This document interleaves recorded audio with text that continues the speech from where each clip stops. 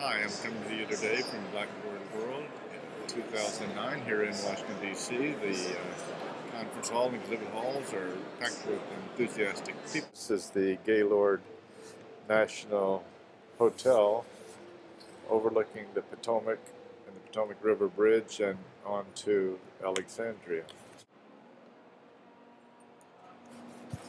Well, hi, I'm recording this on my MacBook Pro with iMovie, trying to be as cool as Lee and Punya. Emily asked me to condense everything I know into less than 5 minutes, so I'll talk quickly and provide written notes later. Here goes. 5 points in 5 minutes. Emily will give you a pop quiz at the end to see who can write down the 5 points. 1. Online learning is the future. Your students' future, your future, and the future is coming at us faster and faster. You all are ahead of the curve in both technology and in learning to learn online. Most teachers have not had these valuable experiences, so you'll have an obligation to lead. K-12 online is growing very rapidly. Most of us in education have very little awareness of this trend. Take a look at Emily Stone's portfolio. She graduated from MSU 4 years ago and is now teaching a 5th grade class completely online. 2. Out-of-school hours are the greatest as yet untapped resource for enhancing your students' learning. Most teachers and schools are not giving enough attention to how students learn outside of classroom, afternoons, nights, weekends, and summers.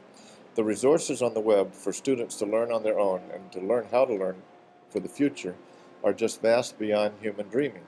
And yet, educators rarely coach our students on how to educate themselves. Tools like Blackboard automatically gather data on time of day and day of week students are online. I did a study at the Michigan Virtual School and found that in some courses, students were active nights and weekends, sometimes after midnight.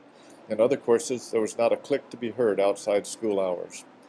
By design, we can encourage students learning outside the school day. Robin Dixon's work with about 1,000 middle school students this summer in virtual summer camps who are using math and science gizmos is a beautiful example of extending the reach of schools into out-of-school hours. 3. Learning from conferences you do not attend. Conferences like the one you're holding for your colleagues today are great.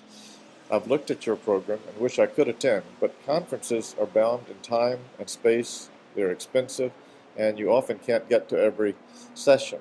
A few years ago, I assigned some undergraduate students to see what they could learn from a conference they did not attend. The response of the students was extremely favorable.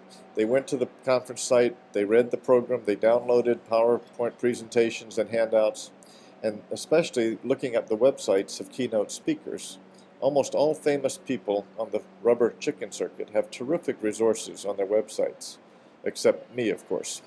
The students really valued that experience, and I've learned to use that assignment more often as I realize how much it costs to go to conferences and how many people can't really attend. So I recommend this to you as a tool that you might use. I hope that the work you present today at the conference does not disappear into thin air when it's over. We all, individually and as schools and programs, need to realize the value of preserving and sharing good work over time and space. Which brings me to my 4th point.